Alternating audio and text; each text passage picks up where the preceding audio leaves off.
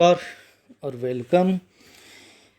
प्रश्नावली प्रविधि में हम लोग कल हमने पढ़ा था, जो पिछला हमारा लेसन था उसमें प्रश्नावली के दौरान जो समस्याएं आती है, दिक्कतें आती है, उनके दोष के रूप में।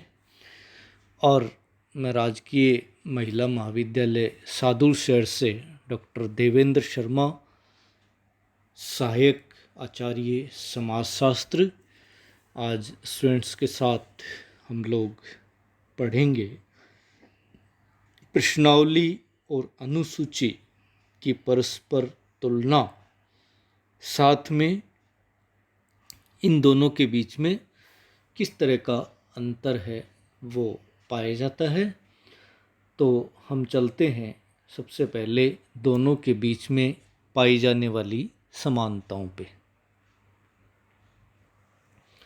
प्रश्नावली और अनुसूची में तुलना करने पर क्या समानता दिखाई देती है?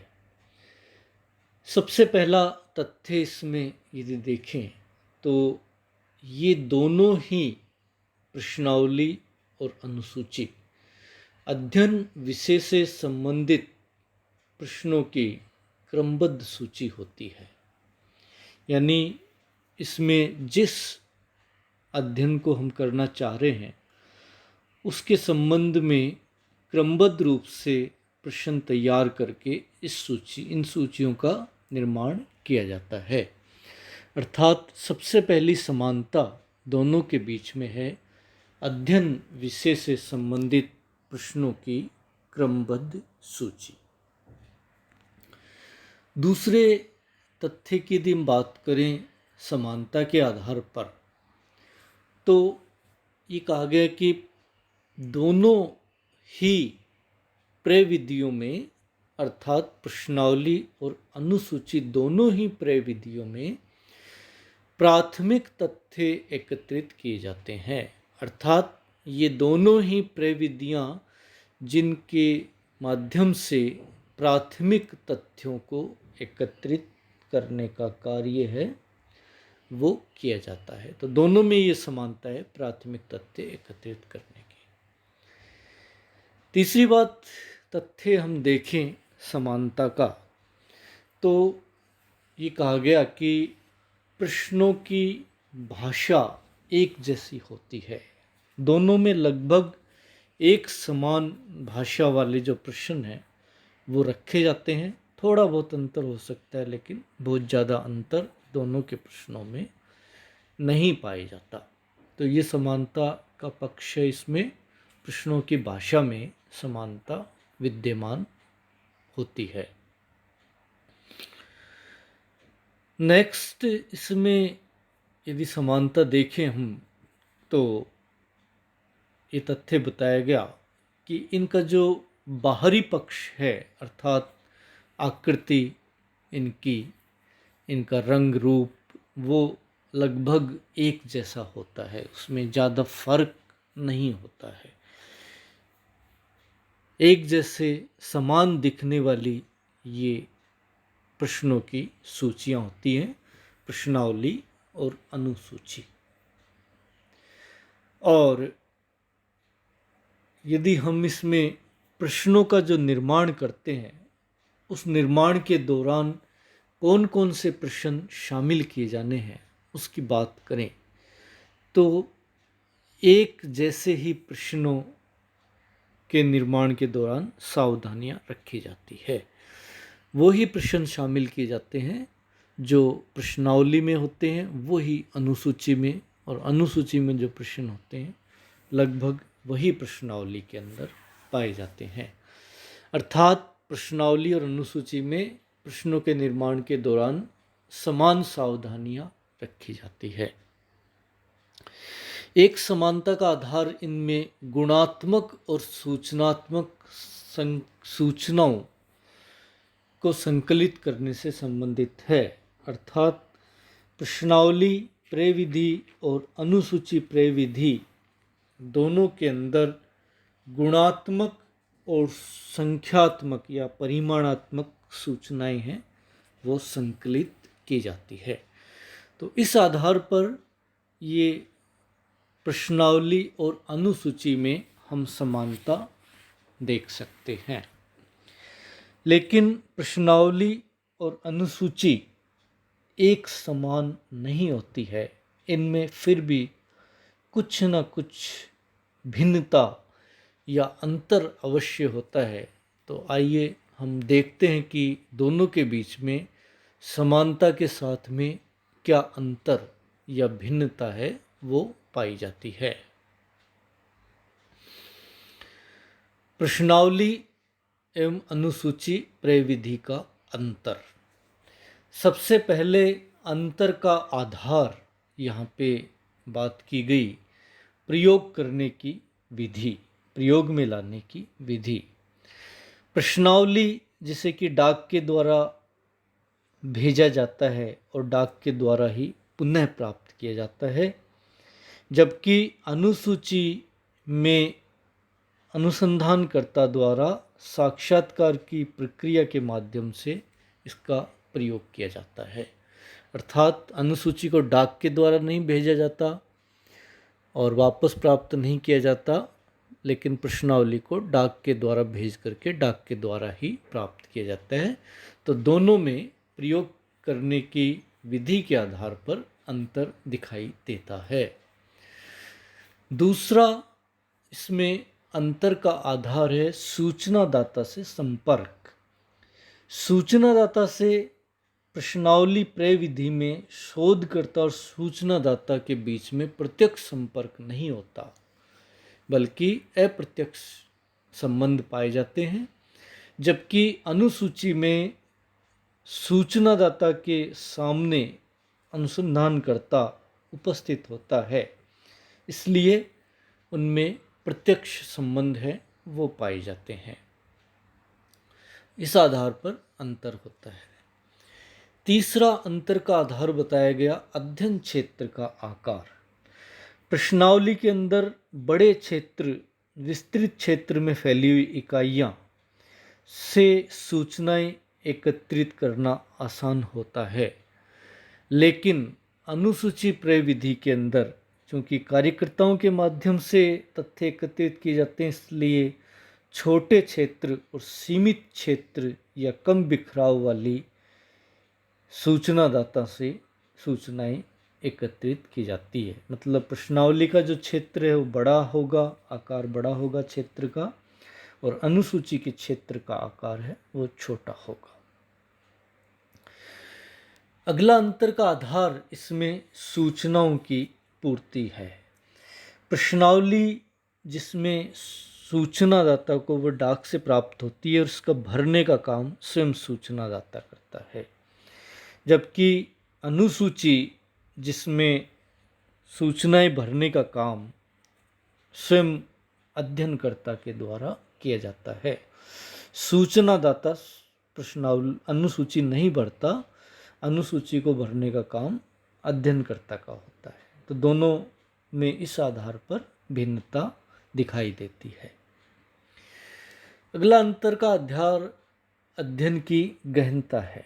प्रश्नावली में कहा गया कि बाहरी और सतही या ऊपरी सूचनाएं प्राप्त होती है, क्योंकि इसमें गहन और आंतरिक सूचनाएं प्राप्त करने के लिए अध्ययनकर्ता क्षेत्र में उपस्थित नहीं होता है।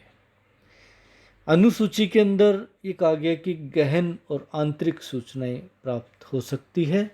इसका कारण ये है कि अध्ययनकर्ता खोजपूर्ण प्रश्न के माध्यम से, अन्य आधारों के माध्यम से स्वयं अध्ययन क्षेत्र में उपस्थित होने के कारण से ये सूचनाएं एकत्रित कर सकता है।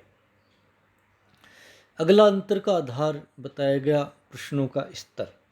वैसे तो प्रश्नों का स्तर लगभग एक जैसा होता है, लेकिन फिर भी कुछ ना कुछ प्रश्नावली और अनुसूची में अंतर होता है। प्रश्नावली के अंदर प्रश्नों का जो स्तर है वो सूचनादाता के मानसिक स्तर से संबंधित होता है, उस पर आधारित होता है, क्योंकि प्रश्नों को सूचनादाता को स्वयं समझना पड़ता है। जबकि अनुसूची के अंदर स्वयं अध्ययनकर्ता क्षेत्र में उपस्थित होता है और प्रश्नों का स्पष्टीकरण कर सकता है। इसलिए जो प्रश्नों का स्तर है वो सूचनादाता के मानसिक स्तर से संबंधित न होकर स्वयं अध्ययनकर्ता के मानसिक स्तर पर आधारित होता है। तो दोनों के बीच में प्रश्नों के स्तर के आधार पर अंतर देखा जा सकता है। अगला अंतर का आधार इसमें है सूचनादाता की प्रकृति। प्रश्नावली चूंकि स्वयं पढ़नी पड़ती है और उसकी सूचना भी स्वयं भरनी पड़ती है सूचनादाता को, अध्ययनकर्ता क्षेत्र में नहीं होता, इसलिए ये केवल शिक्षित सूचनादाताओं के लिए ही प्रयोग में लाई जा सकती है। तो इसमें जो सूचनादाता की प्रकृति होती है केवल शिक्षित के लिए ही ये प्रयोग हो सकती है, जबकि अनुसूची में अनुसूची को पढ़ने का काम या उसको भरने का काम सूचनादाता को नहीं करना होता, अध्ययनकर्ता को करना होता है। इसलिए इसमें शिक्षित और अशिक्षित दोनों प्रकार के सूचनादाताओं से सूचनाएं प्राप्त की जा सकती है। एक अंतर का आधार बताया गया इसमें निदर्शन। प्रश्नावली प्रविधि समग्र का पूर्ण प्रतिनिधित्व नहीं कर पाती है, क्योंकि इसमें केवल सूचना देने के लिए शिक्षित व्यक्ति ही चुने जा सकते हैं जो समग्र का पूर्ण प्रतिनिधित्व नहीं कर पाते हैं, जबकि अनुसूची में समग्र का पूर्ण प्रतिनिधित्व होना संभव है, क्योंकि निदर्शन के दौरान शिक्षित और अशिक्षित दोनों ही सूचनादाता इकाइयों के रूप में चुन लिए जाते हैं।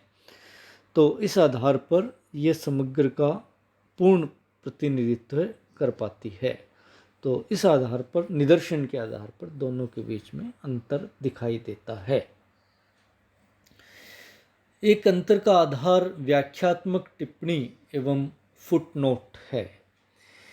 प्रश्नावली के अंदर ये कहा गया कि तकनीकी शब्दों का स्पष्टीकरण करने के लिए व्याख्यात्मक टिप्पणी और फुटनोट दिए जाते हैं, क्योंकि प्रश्नावली में अध्ययनकर्ता क्षेत्र में उपस्थित नहीं होता है, इसलिए सूचनादाता को स्वयं ही शब्दों के अर्थ समझने होते हैं। वो फुटनोट और व्याख्यात्मक टिप्पणियों के माध्यम से उन शब्दों के अर्थ स्वयं ही समझता है, उसको मदद मिलती है सूचनादाता को। जबकि अनुसूची में तकनीकी शब्दों के लिए स्पष्टीकरण हेतु व्याख्यात्मक टिप्पणी और फुटनोट शामिल नहीं किए जाते हैं, क्योंकि अध्ययनकर्ता स्वयं क्षेत्र में उपस्थित होता है और वह तकनीकी शब्दों को स्पष्ट कर देता है सूचनादाता के सामने, इसलिए उसमें इस प्रकार के व्याख्यात्मक टिप्पणी और फुटनोट देने की ज़रूरत नहीं पड़ती है।